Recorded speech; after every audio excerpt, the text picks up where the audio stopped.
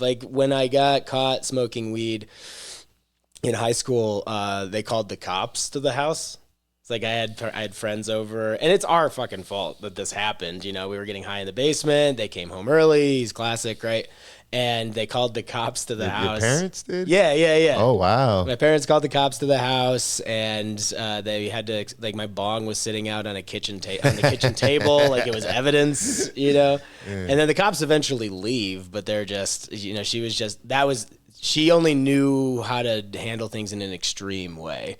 Yeah. And I got caught having sex in high school. In the house? Yeah.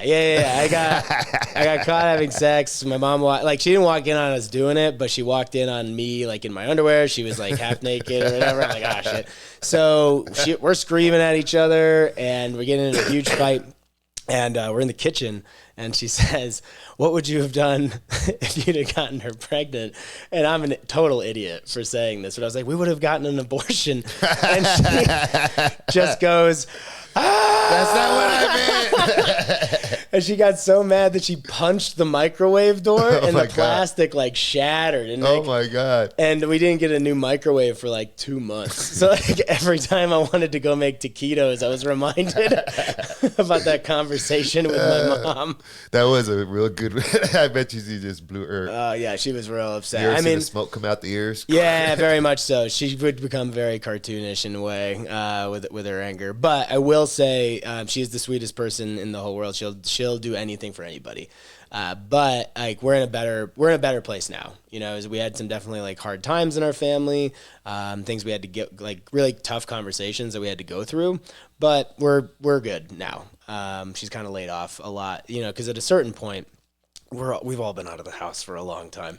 I'm 35. I'm creeping up on 40. I'm just like, you got to let this stuff go, Mom. Oh, 35 so young. I know it is. But like, we're too old at this point for me to have to worry about like you caring if I drink a beer. You know, You're way past that. Yeah, I started getting tattoos a couple years ago, and she started to get like real salty about that. And I was like, I got a new one when she came to visit, and like not when, but like right before she came to visit me year or two ago, and she looked at it and she's like, "Oh, Corey, I can't believe you." I was like, no, we're not doing this. Like, we're not doing it. I like it, other people like it, like we're gonna move on. It's done. Yeah, my mom, she's 60 some, she gets tatted up.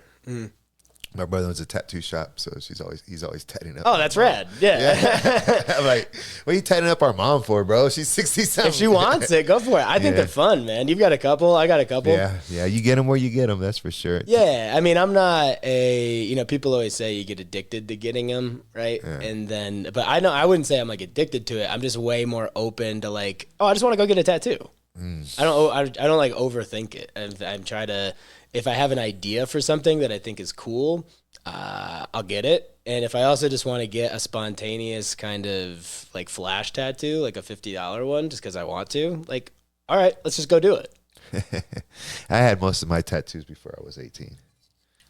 Probably 19 maybe. Do you regret it? Nah. Yeah. Sometimes I forget.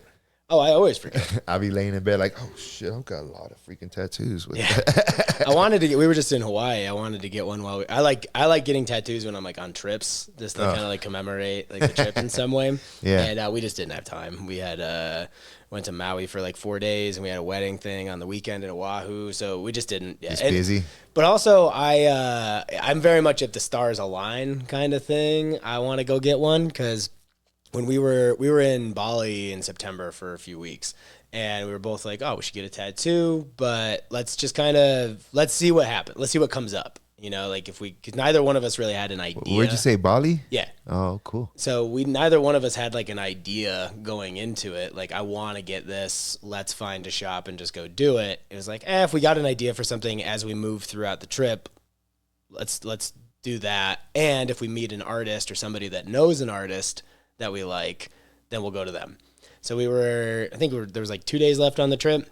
We were at this like flea market kind of thing, and this guy was selling prints, and I just really loved his art, and they definitely looked like tattoo stencils. You know, I was like, "Do you ink, Matt?" He's like, "Oh yeah." I was like, "Cool, you free tomorrow?" He was like, "Yeah, I can fit you in." So we went over to his house, and he had like a studio at his place, and we both just got tatted up on the last day of our trip, and I love it.